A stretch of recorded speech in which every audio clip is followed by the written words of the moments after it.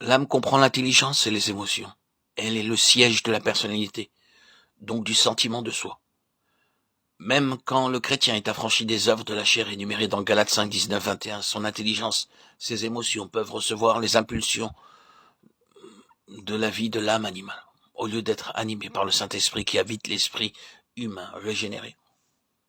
Nous dirons donc que le chrétien psychique est celui dont l'intelligence, la pensée, les sentiments, les émotions sont animés par la vie du premier Adam, au lieu de l'être par la vie de Christ.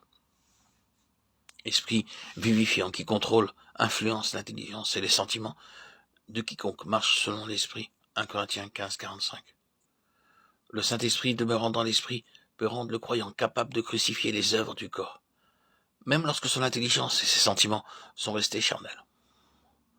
Pour ce qui est de l'activité intellectuelle, nous avons dans l'épître de Saint Jacques un parallèle qui jette une vive lumière sur l'une et l'autre source animatrice, l'une et l'autre sagesse. L'apôtre reproche à ses correspondants un zèle mauvais, un esprit de dispute, puis il écrit « Ce n'est point là la sagesse qui vient d'en haut, au contraire. Elle est premièrement terrestre, deuxièmement charnelle, troisièmement diabolique. Où il y a ce zèle et cet esprit de dispute, il y a du désordre et toute espèce de mal. Mais la sagesse qui vient d'en haut est d'abord pure, ensuite pacifique, modérée, conciliante, pleine de miséricorde et de bons fruits, exempte de duplicité et d'hypocrisie. Elle porte la marque divine et participe du caractère divin. Elle est sans partialité ni esprit de parti. La sagesse qui vient d'en haut n'est pas contaminée de vie psychique. Il ne s'y trouve plus de place pour le sentiment du moi, pour les opinions et points de vue personnels qui provoquent querelles, divisions, jalousie. Au contraire, elle produit la paix.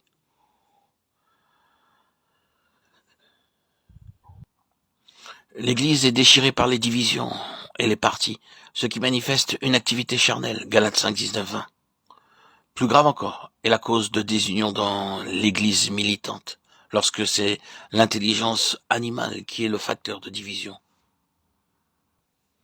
et qu'une sagesse charnelle prétend exposer et annoncer la vérité, ce qui ouvre la porte aux démons.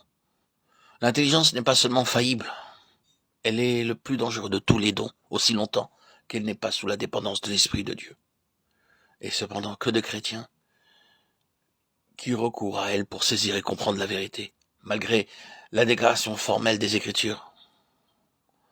L'homme, le chrétien, dont l'âme est restée la force animatrice, n'accueille point les choses qui sont de l'esprit, parce qu'elles ne peuvent être discernées que spirituellement.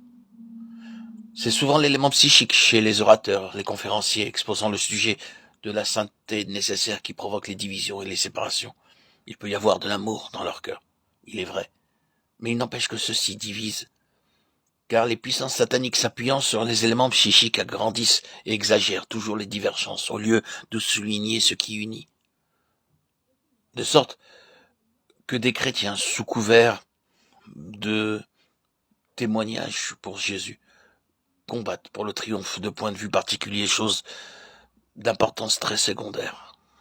Ces croyants sincères qui veulent être un moyen de bénédiction pour leur entourage parcourent les terres et les mers pour faire un prosélyte, comme les pharisiens, dont parle le Seigneur Matthieu 23, 15.